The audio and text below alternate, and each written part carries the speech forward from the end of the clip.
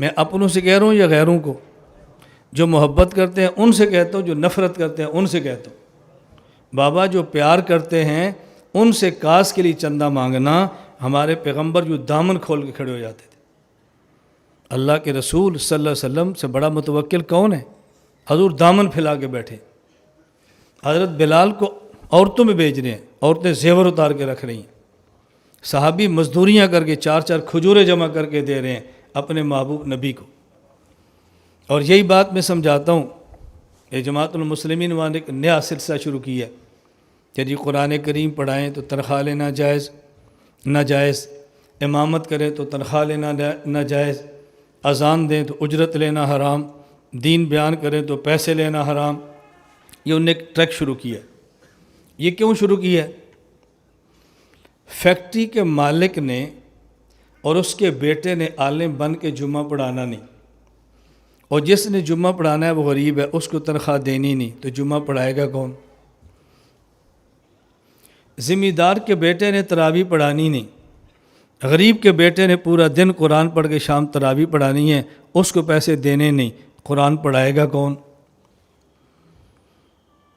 عید کا دن ہوگا، آپ نے اپنی بیٹی کو سوٹ دے دیے، اپنے بچوں کو پیسے دے دیے، بیگم کو آپ نے ہدیہ دے دیا، اور یہ جو پورا مہینہ دن کو قرآن پڑھتا ہے، محنت کرتا ہے، رات تراویح پڑھاتا ہے، یہ عید کے دن گھر جائے گا، بیگم کہے گی عیدی سورہ بقرہ کا سواد تمہیں دیتا ہوں،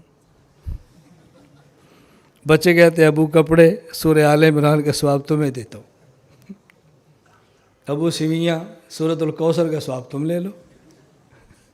اب جتنی بڑی ڈیمانڈ ہے اسی کے حساب سے ثواب دینا ہے نا، تو اس سے تو عید نہیں ہوتی۔ یہ دیکھو کتنا بڑا پلان ہے دین کے خلاف، اور عنوان کتنا اچھا ہے کہ یہ دین پر پیسے، یہ تو دنیا داری ہے۔ تم میں اور کالج والے میں کیا فرق ہوا؟ تم میں مزدور میں کیا فرق ہوا؟ وہ دنیا پر پیسے، تم دین پر پیسے، کیا فرق ہوا؟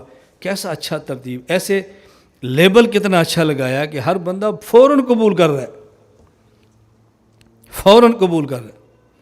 مجھے ملتے رہتے ہیں، میں نے کہا یار جو تمہارا جسے کہ لاجک، یہ ٹیکنیکل پوائنٹ اور کامن سینس کی باتیں میں نے کہا کریں گے، ذرا اس کو بعد میں کریں، پہلے دلیل قرآن ہوتی ہے، قرآن پیش کرو۔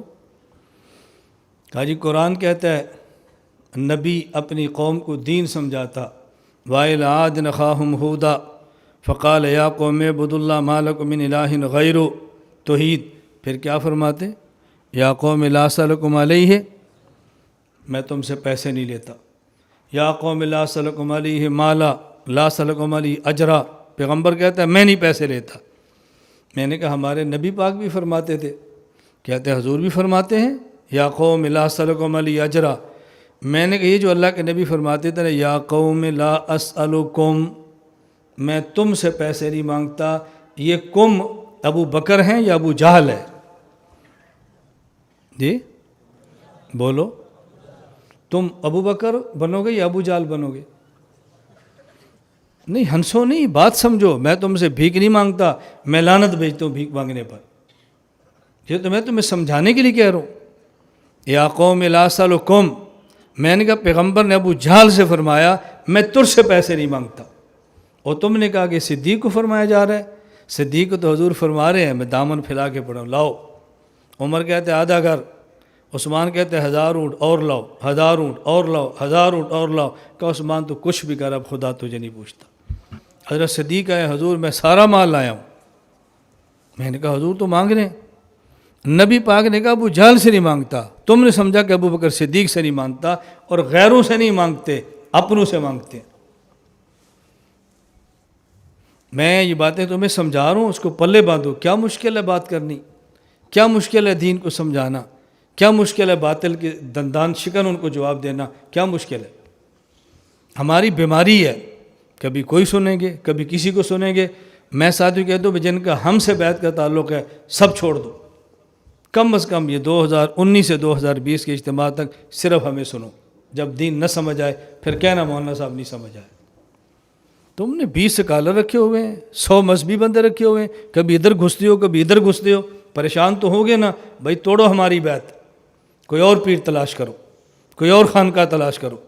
اگر ہم نہ اہل ہیں تو ہمیں چھوڑ دو، اگر اہل ہیں تو پھر تم 20 جگہوں پر کیوں جاتے ہو؟